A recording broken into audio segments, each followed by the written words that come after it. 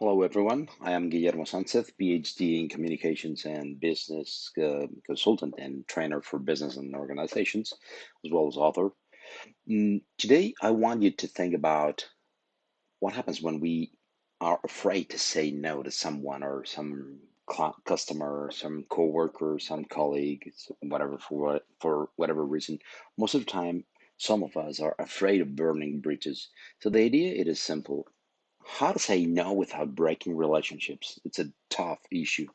And today we're going to learn that through three stages: before, during, and afterwards. So, before we are going to say no, we have to think and have clear ideas about what are you saying yes to. This idea is not mine. It's William Urie's idea when he, in his book, great book, The Power of a Positive No, says that you have to say no. He suggests that before you say no, you have to make sure to what are you saying yes. If you think about it, when you say no to something or someone, you're saying yes to some other issue.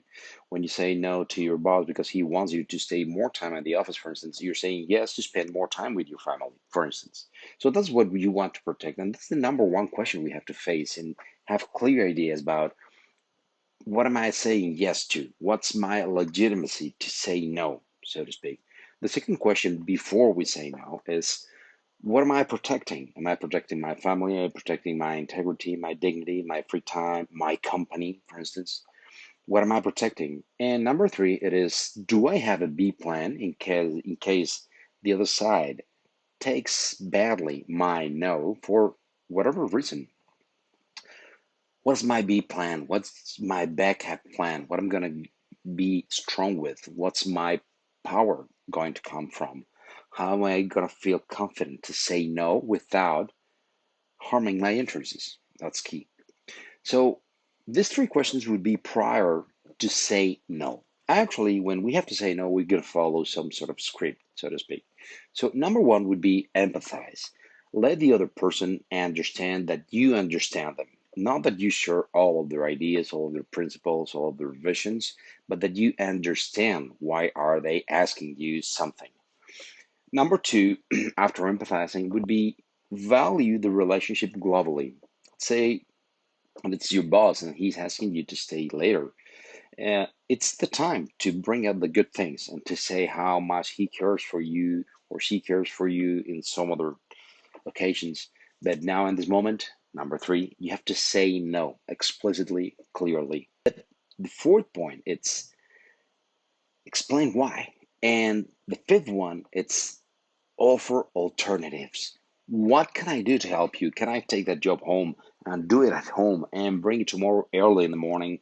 I'd rather take go home right now, spend time with my family as I promised them, and then work at night maybe if necessary, or work early in the morning if necessary, or help somebody else, or get somebody else to help for this project or whatever.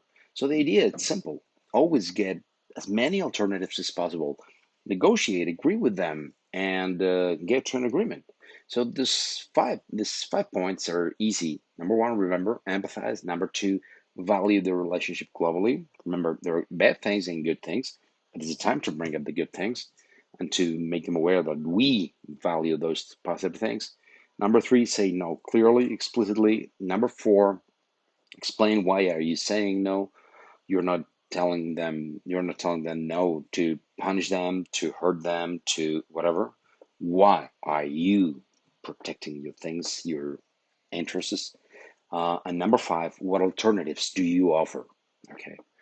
After that, make sure that will be the last step, the last afterwards the conversation. Make sure that that no has had a positive effect.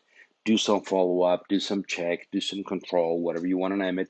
But be after that and make sure that things are okay, back okay, and that the relationship it's still at its best point. Keep those ideas in mind.